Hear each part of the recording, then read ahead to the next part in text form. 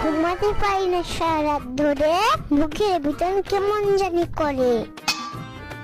কেন হঠাৎ করে আবার ধরপড় শুরু হইল কেন? তাকে নিয়ে চিন্তা করতে গিয়ে চিন্তায় পড়ে গিয়েছি। কি এমন জিনিস নিয়ে চিন্তা করছো শুনি? তুমি সেই নিউটনের হালাতুন বললে না? তো কি হয়েছে?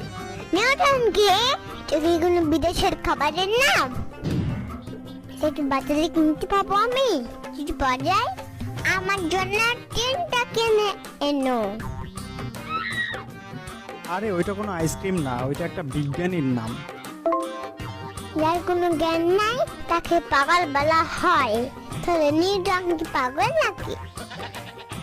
হ্যাঁ বলছে তোমাকে, বিজ্ঞানী মানে হচ্ছে গবেষক। আর সে একদিন আপেল গাছের নিচে বসেছিল আর মাথায় আপেল পড়েছিল। ওখান থেকেই সে অনেক সূত্র বের করেছে। মধু মানে মধু করা, আর সূর্য মানে হাগু করা নাকি?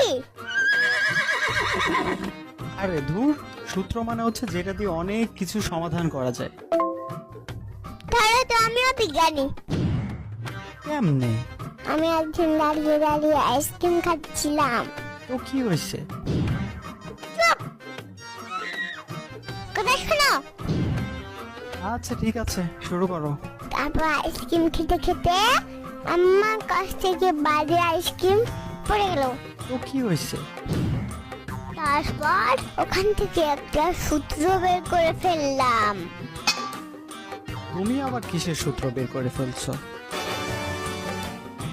এই যে সূত্র, হাত থেকে আইসক্রিম পড়ে গেলে নষ্ট হয়ে যায়।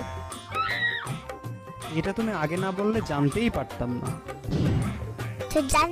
তো জানবা কিভাবে? ফেসবুক একটু কম করে চালাও।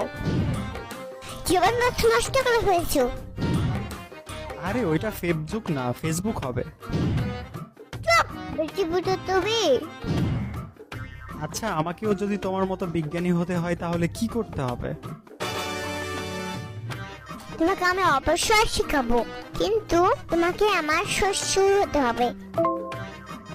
আরে ওইটা শ্বশুর না, শিষ্য হবে। হাই রে, শিষ্য থেকে শ্বশুর বানিয়ে ফেলছে।